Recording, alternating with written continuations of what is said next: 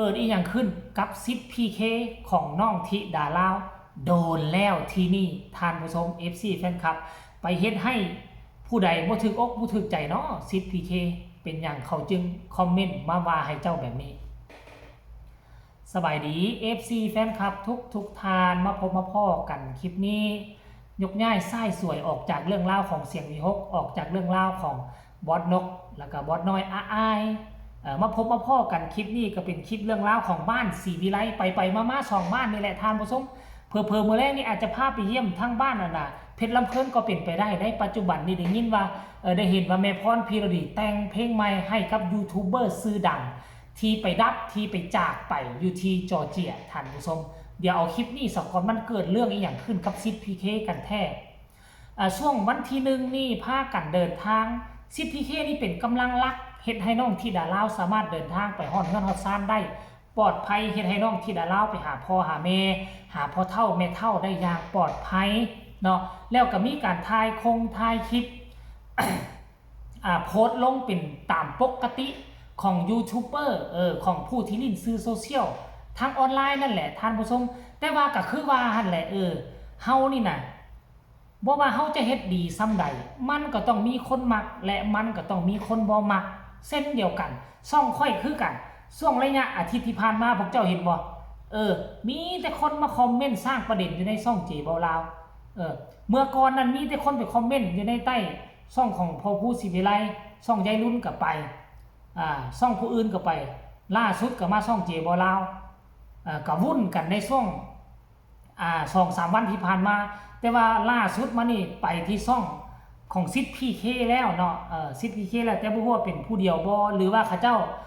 แค่มาคอมเมนต์เป็นเรื่องปกติบ่คอมเมนต์เรื่องหยังว่าติเนาะมันมีคลิปนึงที่ว่าก่อนสิออกจากบ้านเนาะก่อนสิออกจากบ้านน้องธิดาลาวก็มีการไปถ่ายตอนรถค้าต้มอยู่บ้านพ้นยานางแล้วออกจากบ้านพ้นยานางมากันฤดูนี้เป็นฤดูฝนเนาะ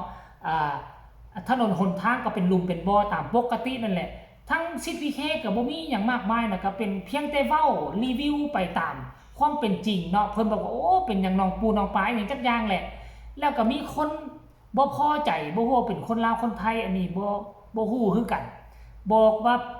ซิดพีเคนั่นไปบูลลี่ทางเข้าบ้านน้องธิดาลาวลักษณะไปบูลลี่ไปดูถูกดูหมิ่นดูแค่นี้อย่างจักอย่างเลยตีความหมายไปลักษณะแนวนั้นแหละจักอย่างนี่แหละท่านผู้ชมแล้วก็มีอีกคอมเมนต์นึงท่านผู้ชมบอกว่าจ้องแต่จะสู้กับ FC แฟนคลับเขาแค่มาเบิ่งซื่อๆเขาแค่มาอย่างต่างๆเบิ่งได้เนาะคอมเมนต์ได้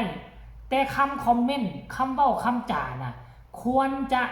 ให้มันสมมาพาควรท่านผู้ชมควรจะให้มันสมมาพาควรแน่บ่แม่นว่าเห็นเขาเฮ็ดอีหยังก็บอกว่าเขาผิดเห็นเขาเฮ็ดอีหยังก็บอกว่าเขาบ่ถูกแล้วบัดนี้ผู้ที่เฮ็ดคลิปทำข่าวคันมาเห็นคอมเมนต์ลักษณะแบบนี้ก็บ่กล้าเฮ็ดคลิปบ่กล้าเฮ็ดข่าวเด้คันบ่เฮ็ดแล้ว FC แฟนคลับก็รอท่าชมรอท่าอีหยังต่างๆการที่คอมเมนต์บ่แม่นว่าห้ามบ่ให้คอมเมนต์อยากให้คอมเมนต์นั่นล่ะแต่ต้องคอมเมนต์แบบสร้างสรรค์และก็ต้องคิดว่าสิ่งที่มันจะตามมาเป็นต้นคือคอมเมนต์นี่บอกว่าซิดพีเคไปบูลลี่ทางเข้าบ้านน้องไปบูลลี่แนวไหนคันบ่มีคอมเมนต์ตัวนี้มาก็บ่มีคนจุดประเด็นแล้วคนอื่นก็สิแล้วไปเพราะว่ามีเป็นร้อยเป็นพันคนเขาก็มาเบิ่งช่องของซิดพีเคก็บ่มีผู้ใดเว้าก็มีแต่คอมเมนต์เดียวหันไปเว้าแล้วซ้ำบ่นำคันซิดพีเคออกมาเคลื่อนไหวมาตอบคอมเมนต์นั้นสัมพันธ์ว่าจ้องแต่จะจับจ้องแต่จะสู้กับห่วยไผก็สู้กับค่อยก็สู้กับคือกันในขั้นกรณีว่า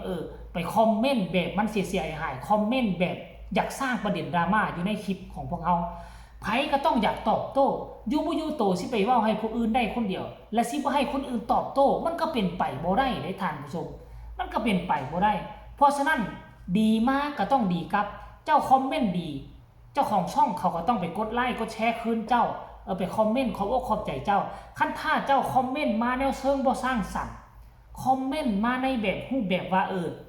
อยากจะให้มันเกิดประเด็นดราม่าอยากจะให้ทุกคนมาถล่มช่องนี้อยากจะให้เกิดการระหองระแหงระหว่างบ้านกับยูทูบเบอร์แล้วก็ FC แฟนคลับของศิลปินให้มันระหองระแหงกันแบบนี้มันก็บ่เป็นแนวทางที่ดี สิ่งที่ไปคอมเมนต์ว่าอย่าจ้องแต่จะสู้กลับหลายขั้นกรณีว่าผู้ที่เข้ามาช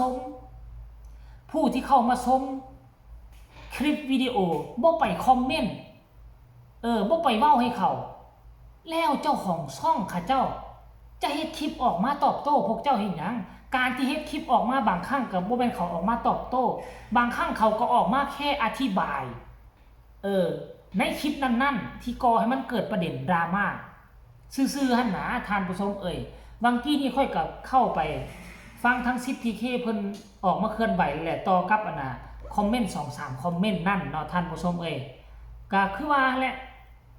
คันว่าคอมเมนต์มาดีๆคอมเมนต์ในเชิงสร้างสรรค์บ่มีเจ้าของช่องผู้ใดจะมาหยิบยกเอาคอมเมนต์ของพวกเจ้าแล้วมาเว้า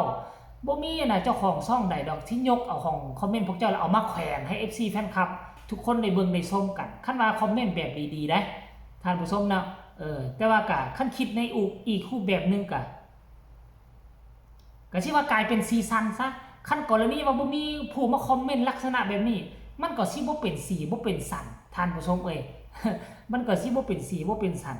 อันนี้ก็เรื่องราวที่เกี่ยวข้องกับ10PKเนาะ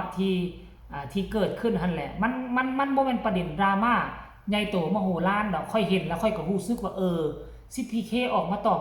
คอมเมนต์นั่นก็ถูกต้องแล้วเนาะแต่10PK ก็ออกมาตอบธรรมดาบ่ได้โมโหโทสะหยังมาตอบไปกล่าวหาว่าเพิ่นบูลลี่ไปกล่าวหาว่า10PK จ้องที่จะจับผิด FC แฟนคลับจ้องที่จะสู้กับคันว่า FC แฟนคลับมั่นใจว่าตนเองบ่คอมเมนต์สร้างความเสียหายให้เขา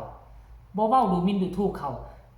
บ่มีทาง 10PK จะออกมาตอบโต้เฮ็ดคลิปตอบโต้บ่มีแม้แต่โตค่อยก็คือกันคันกรณีว่าพวกเจ้าไปคอมเมนต์แบบเสียหายช่องเขาเสียหายได้คันว่าเขาบ่ออกเมื่อเคลื่อนไหวนี่เดี๋ยวคนอื่นจะเข้าใจผิดว่าช่องเห็นดีก็พูดมาคอมเมนต์เดี๋ยวช่องเขาจะเสียหายเพราะฉะนั้นเวลาคอมเมนต์พวกเจ้าคอมเมนต์แต่แนวดีๆมั้ยบ่มีเจ้าของช่องคนใดดอกสิออกมาอธิบายและตอบโต้ซุมเจ้าเด้อขอให้ FC แฟนคลับเข้าใจหมดทุกคนแต่สำหรับค่อยคิดว่าคัน FC บ้านศรีวิไลบ่มีผู้ใดเฮ็ดแบบนี้ดอกก็มี FC แฟนศรีวิไลตัวจริงก็เข้ามาคอมเมนต์ให้กำลังใจอยู่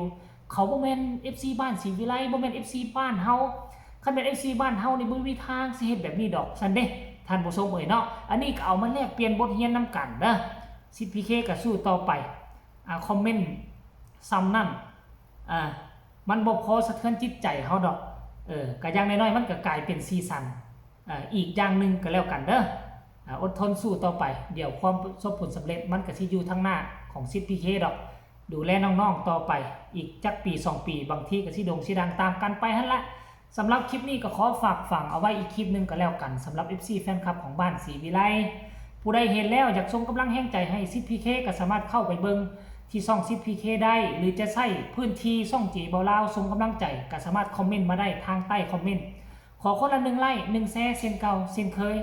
เนาะที่สำคัญจะกดข้ามโฆษณาพ่อกันใหม่ในคลิปหน้าสบายดี